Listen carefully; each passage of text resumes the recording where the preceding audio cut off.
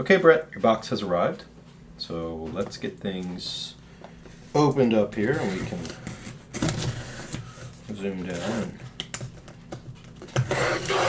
have a look.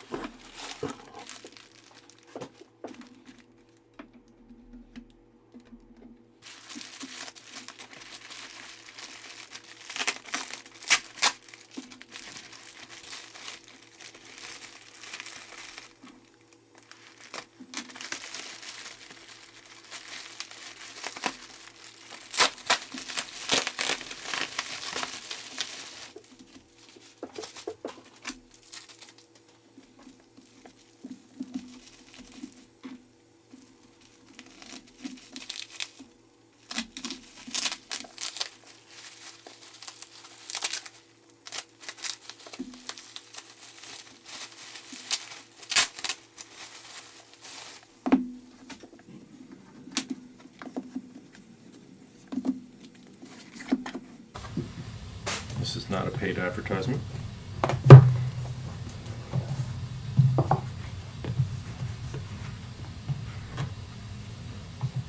Okay. That's what we've been looking for, right there. Alright, let's really zoom in. Okay. So, let's have a close look at what we have in front. Right here, we have a 1970 6106 7107, which is a sport diver. Whoa. Okay, I didn't realize we were missing a crown. Sport diver from this era.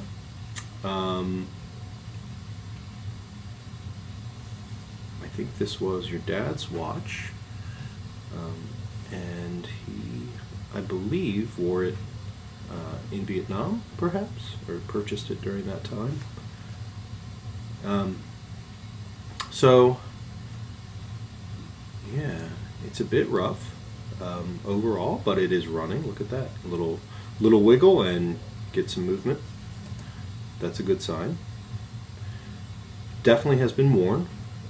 It's missing its crown and perhaps the stem as well. We're going to open it up and have a look, but it's definitely in need. Now, the thing about these is they have an internal turning bezel, which means this needs a gear and a spring and a stem that's correct for this particular model. I am not sure if I have one of those in stock, so that may slow our process a bit. It looks like the dial, and this is typical for these, if they've been exposed, which this one has, of course, to moisture because of this missing crown and perhaps bad seals. It definitely has seen some corrosion on the dial. That orange paint is not the best in terms of longevity. The center sweep hand, the second hand, is a aftermarket, but I believe, of course, the other hands are correct for this watch. I have to look and see if I have a replacement Seiko, but maybe you want to keep it as is. Just, it's up to you, of course. So it's on a Speidel stretch bracelet, which is what we would call an OMB, the old man bracelet. You see a lot of these that have over the years succumbed to the low quality of the original Seiko factory bracelets. The cool thing about this one is it has this hooded lug kind of edge over here, and you could put really any straight link bracelet on here. So there are lots of really good either aftermarket or even original ones that are just a straight across, that if you wanted to go that way you could.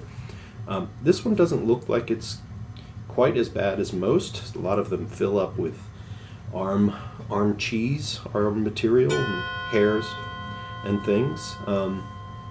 This one doesn't look so bad. I'm not sure if you want to go with this. That sort of depends on how much hair your arms have and whether you want to abuse yourself in that way. Let's go ahead and get this bracelet off. We're going to open up the movement, just see what's left of the crown and stem. Maybe if we can, try and see what the numbers look like. I'm not sure I would trust those all that well, but we're going to try that anyway. All right, give me just a second here. Let's try and do this.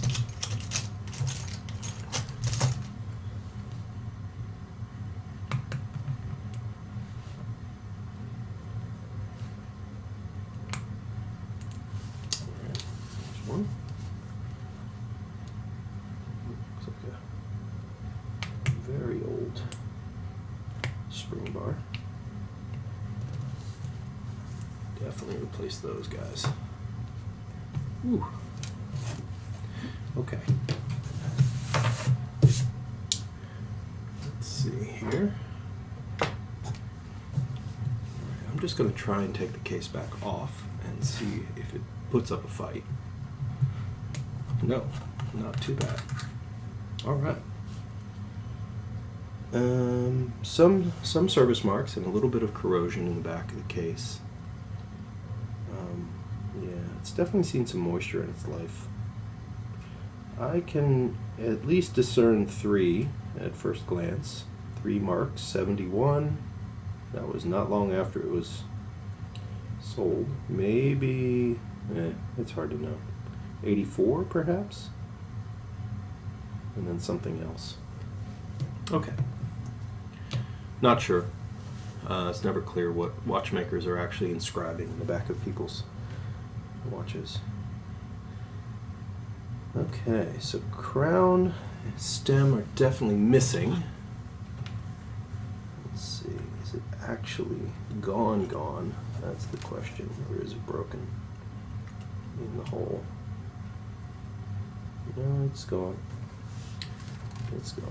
Okay, so we definitely have crown and stem in your future. Unfortunately, those components are hard to find and are not cheap, which is kind of a deal, unfortunately, with these.